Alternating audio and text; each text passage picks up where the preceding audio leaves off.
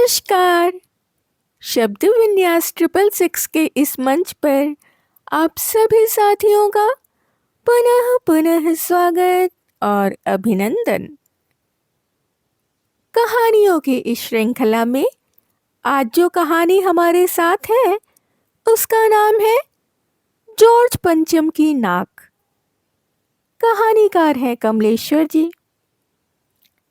कहानी राजधानी दिल्ली में 1961 के दौरान लिखी गई है।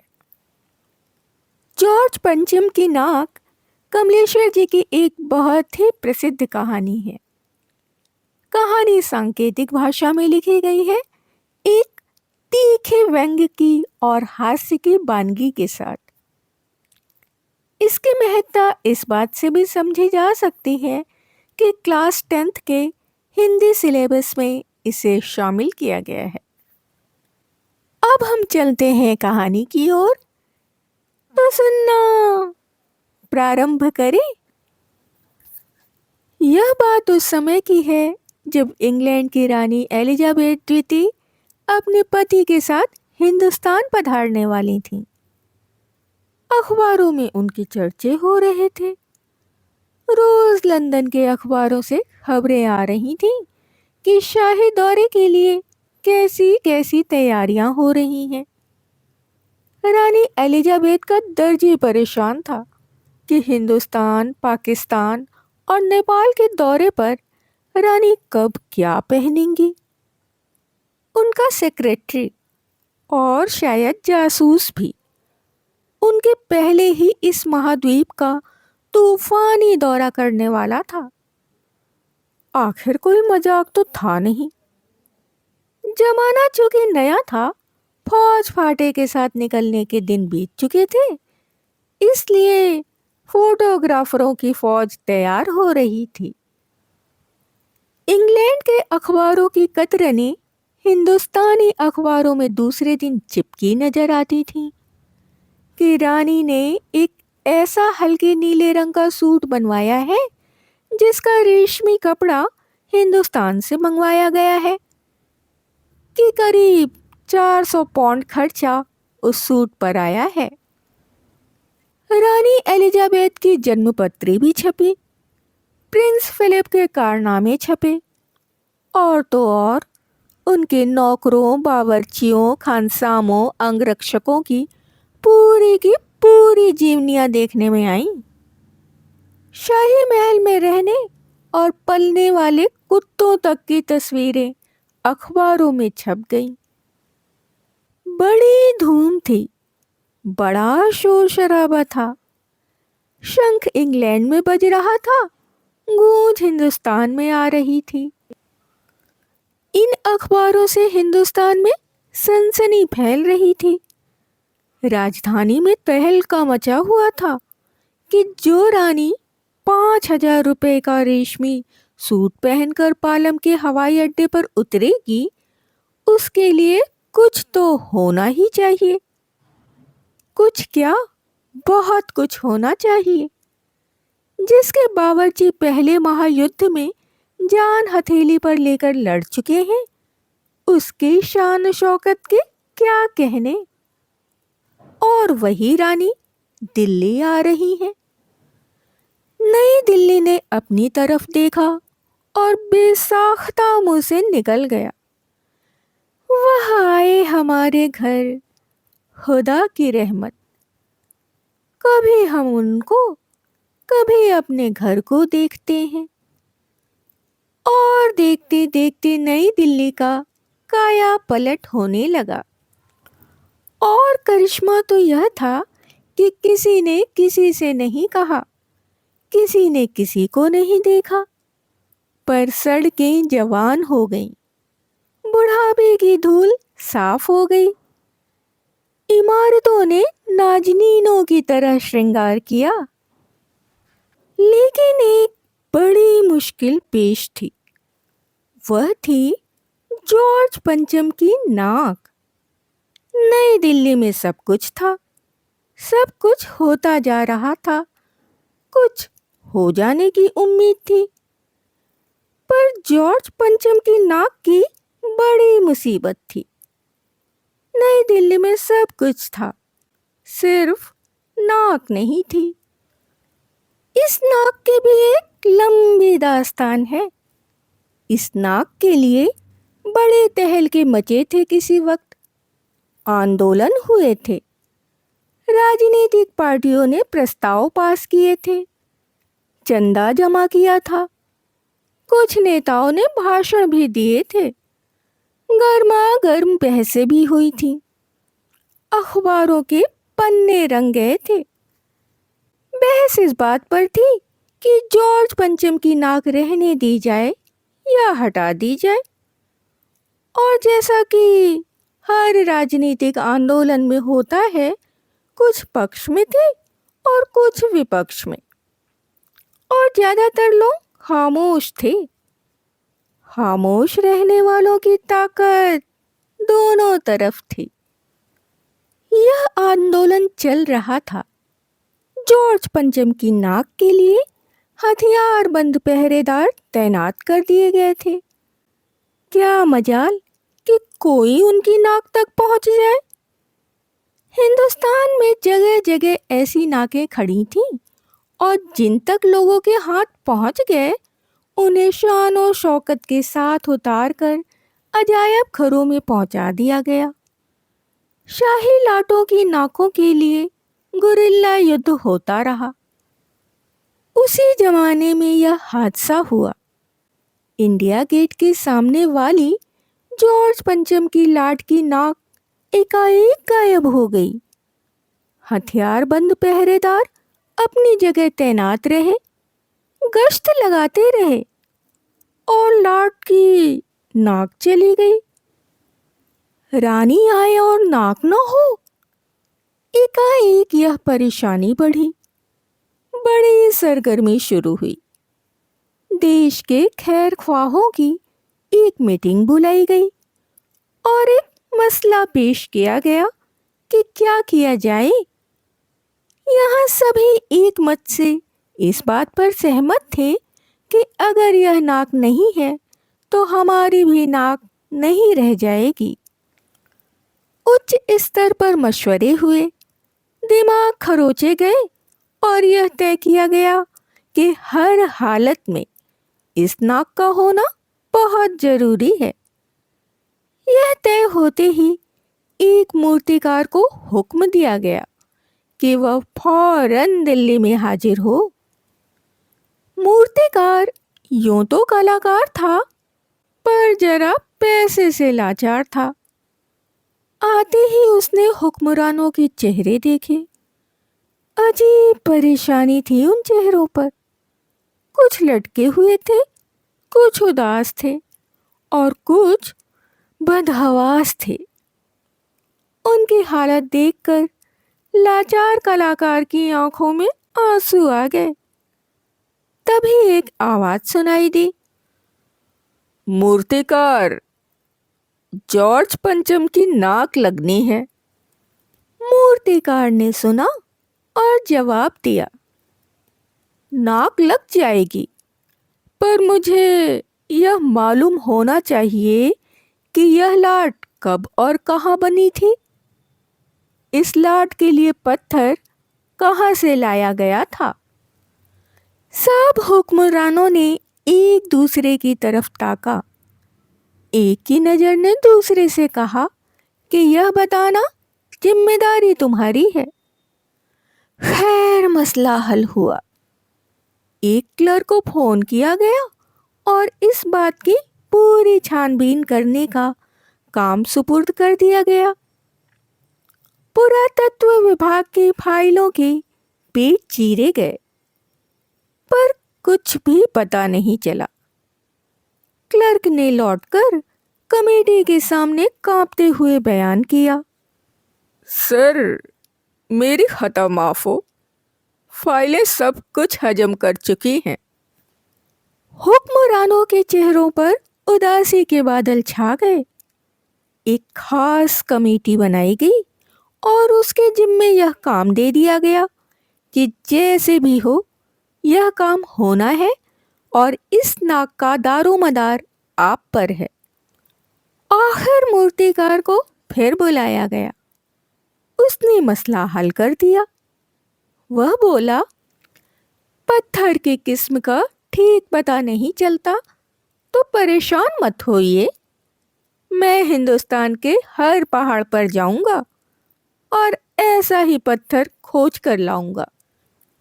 कमेटी के सदस्यों की जान में जान आई। सभापति ने चलते चलते गर्व से कहा, ऐसी क्या चीज है जो हमारे हिंदुस्तान में मिलती नहीं? हर चीज इस देश के गर्भ में छिपी है। जरूरत खोज करने की है। खोज करने के लिए मेहनत करनी होगी। इस मेहनत का फल हमें मिलेगा। आने वाला जमाना खुशहाल होगा। वह छोटा सा भाषण फौरन अखबारों में छप गया। मूर्तिकार हिंदुस्तान के पहाड़ी प्रदेशों और पत्थरों की खानों के दौरे पर निकल पड़े। कुछ दिन बाद वह हताश लौटे। उनके चेहरे पर लानत बरस रही थी। उन्होंने सिर लटकाकर खबर दी, हिंदुस्तान का चप्पा चप्पा खोज डाला, पर इस किस्म का पत्थर कहीं नहीं मिला। यह पत्थर विदेशी है। सभापति ने तैश में आकर कहा, लानत है आपकी अक्ल पर। विदेशों की सारी चीज हम अपना चुके हैं। दिल दिमाग, तौर तरीके और रहन सहन। जब हिंदुस्तान में बाल डांस तक मिल जाता है तो पत्थर क्यों नहीं मिल सकता? मूर्तिकार चुप खड़ा था। सहसा उसकी आंखों में चमक आ गई। उसने कहा, एक बात मैं कहना चाहूंगा, लेकिन इस शर्त पर कि यह बात अखबार वालों तक ना पहुंचे। सभापति की आंखों में भी चमक आई। चपरासी को हुक्म हुआ और कमरे के सब दरवाजे बंद कर दिए गए। तब मूर्तिकार ने कहा, देश में अपने नेताओं की मूर्तियां भी हैं। अगर इजाजत हो, अगर आप लोग ठीक समझें, तो मेरा मतलब है, तो जिसकी नाक इस लाट पर ठीक बैठे उसे उतार लाया जाए। सबने सबकी तरफ देखा। सबकी आंखों में एक क्षण की बदहवासी के बाद खुशी तैरने लगी।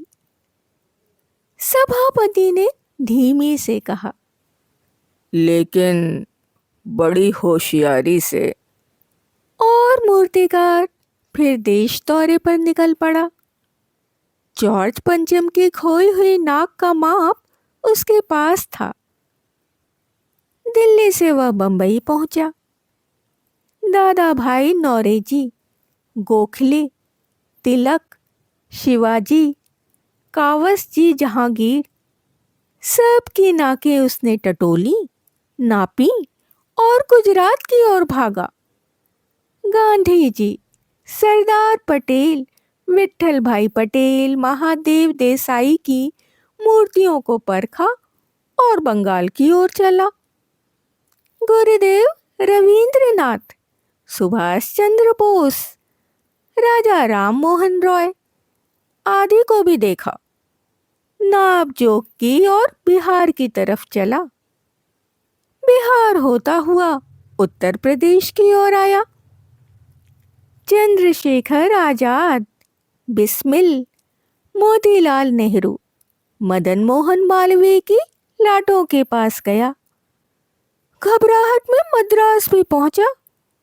सत्यमूर्ति को भी देखा और मैसूर, केरल आदि सभी प्रदेशों का दौरा करता हुआ पंजाब पहुंचा। लाला लाजपत राय और भगत सिंह की लाटों से भी सामना हुआ। आखिर दिल्ली पहुंचा और अपनी मुश्किल बयान की।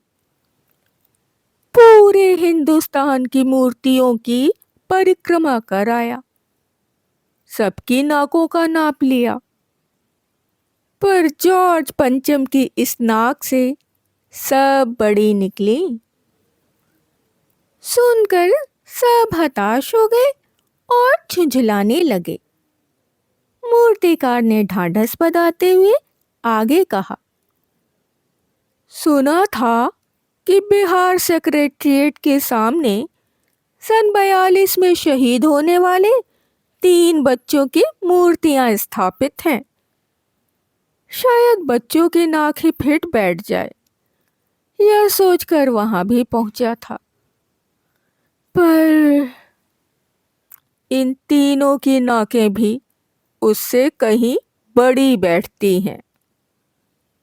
अब बताइए मैं क्या करूं? राजधानी में सब तैयारियां थीं।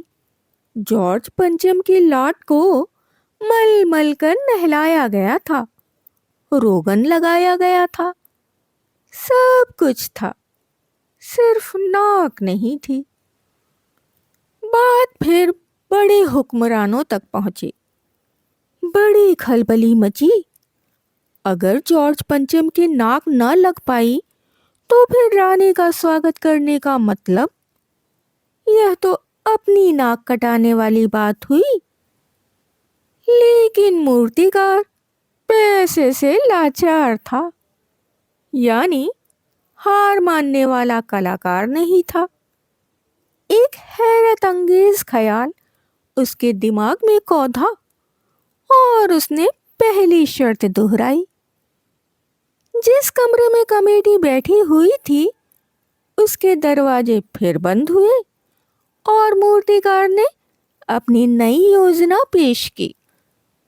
चूंकि नाक लगना एकदम जरूरी है, इसलिए मेरी राय है कि 40 करोड़ में से कोई एक जिंदा नाक काट कर लगा दी जाए। बात के साथ सन्नाटा छा गया। कुछ मिनटों की खामोशी के बाद सभापति ने सबकी ओर देखा।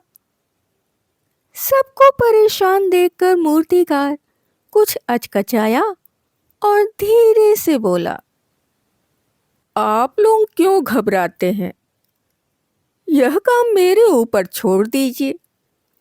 नाक चुनना मेरा काम है, आपकी सिर्फ इजाजत चाहिए। कानाफूसी हुई और मूर्तिकार को इजाजत दे दी गई। अखबारों में सिर्फ इतना छपा कि नाक का मसला हल हो गया है और राजपथ पर इंडिया गेट के पास वाली जॉर्ज पंचम की लाट की नाक लग रही है। नाक लगने से पहले फिर हथियारबंद पहरेदारों की तैनाती हुई।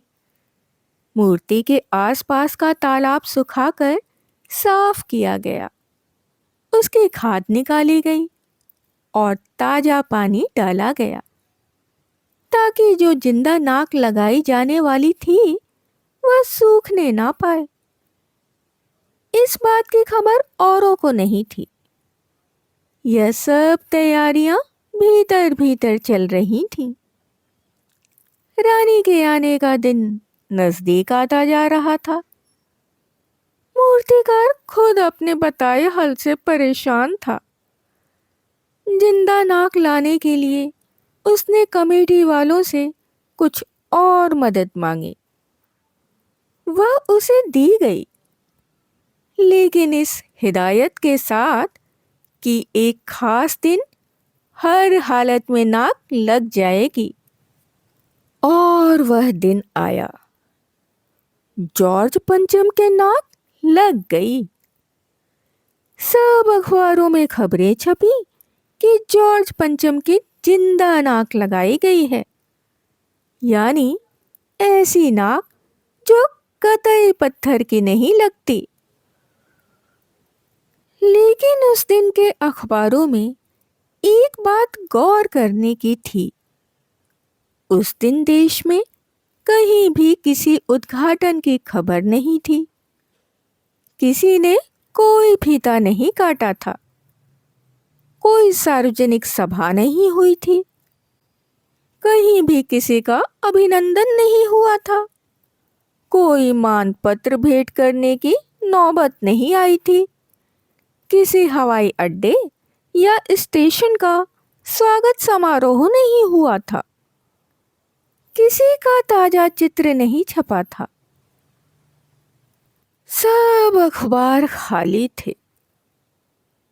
पता नहीं ऐसा क्यों हुआ था।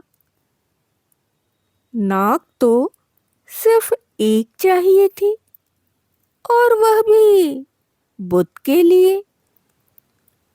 अभी आप सुन रहे थे कमलेश्वर जी की कहानी जॉर्ज पंचम की नाक। कहानी आपको कैसी लगी? अपने विचार हमें अवश्य ही बताएं। यदि कहानी आपको पसंद आई हो तो आप इसे लाइक कर सकते हैं, मित्रों और परिवारजनों में शेयर भी कर सकते हैं। जो भी सदस्य आज पहली बार चैनल पर आए हैं वह चैनल को सब्सक्राइब कर लें और बेल आइकन को दबाना बिल्कुल भी ना भूलें। आज जिन लोगों ने सब्सक्राइब किया है और शेयर किया है उनको मेरी तरफ से बहुत बहुत शुक्रिया।